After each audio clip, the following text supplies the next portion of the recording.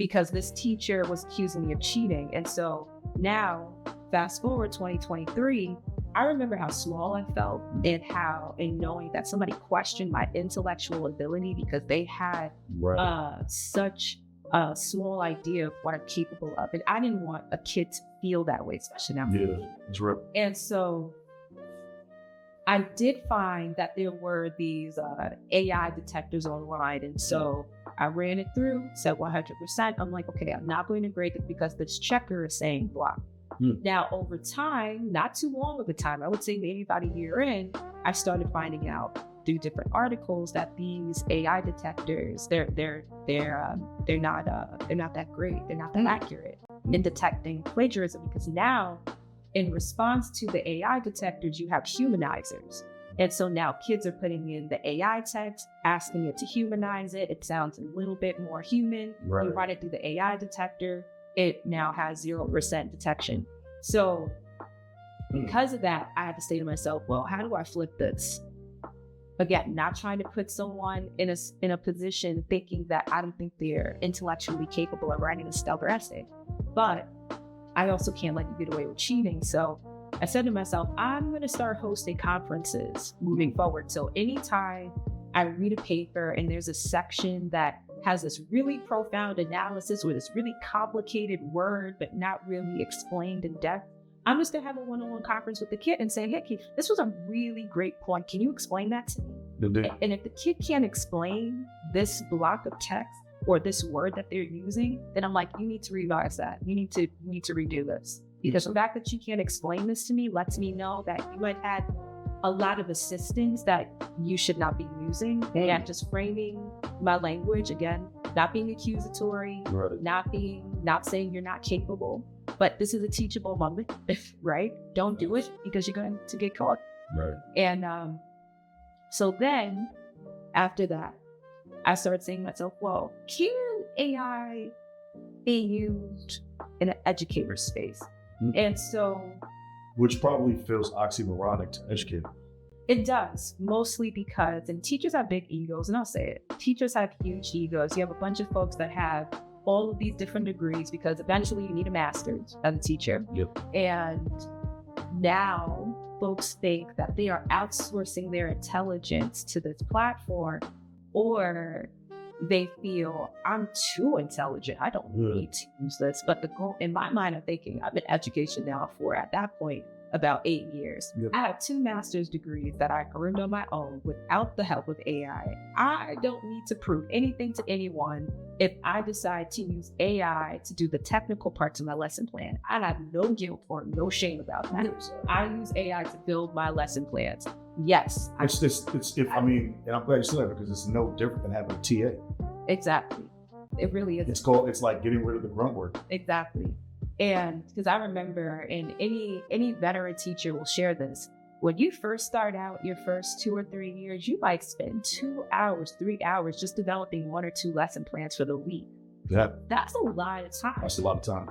It's a lot of time. And so I was thinking, how can I use AI to be more efficient and get my time back? Because I have to grade essays. That takes me about 2 or 3 days, but I still have lesson plans in between. So I'm going to use AI lesson plan. Right. Eventually, as ChatGPT and other platforms started upgrading and then had PDFs, download options, I'm like, I'm making the worksheets too. No. I'm doing all, like, what? Right. Like, clearly AI is not inventing the topic, right? I'm guiding it as far as I want to teach Black conquistadors, right? Yeah. It's Black history. So I'm in it's Black History Month, so I'm going to talk about Black history. And so Black conquistadors is not a widely discussed topic because folks think about during the Age of Exploration, they think about Christopher Columbus, all of these. Magellan. Right. But people don't know that Black folks accompanied all of these people throughout this journey. And there's a big discussion that can be had about that. That's not what we're talking about today. But when it comes to making something that's very ambiguous in the history realm concrete to young people, and I have this idea in my head, but it takes a while to flesh it out. But I have this virtual thought partner that's helping me create this and making something that's really abstract tangible, why not?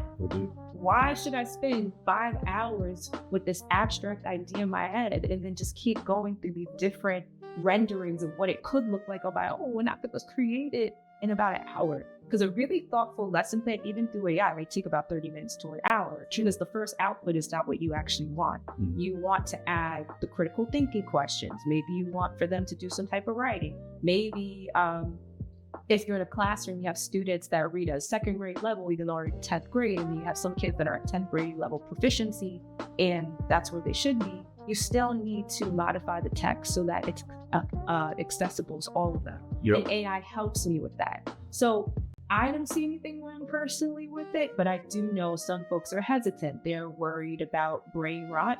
There was a study that came out about a year ago from MIT saying that folks that overuse AI for tasks like essay writing, the brain waves in their minds start to wane. It's not as strong as if they were to do the work themselves.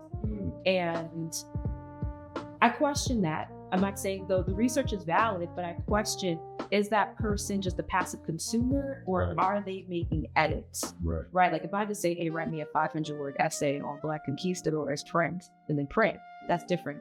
But if I'm asking it to create something with what I know about Black conquistadors, reading the output, making edits, that's different. So I'm not a neuroscientist, so I'm not going to do the brainwave magnification or whatever folks need to do to figure out what's happening in here. But I do believe, as a person that uses ChatGPT, and I don't feel that my brain functioning has decreased in any way. If you're still engaging with the tool, not just accepting what it gives, I think you're avoiding that brain rot that MIT discovered. With kids now, that's where it's tricky. And going back to what you asked as far as how am I integrating it in the classroom, that's a tricky one. And in my mind, I thought to myself, how can I leverage student curiosity for, how can I leverage student curiosity to get this high order thinking that we keep talking about in schools? And so high order thinking is just critical thinking.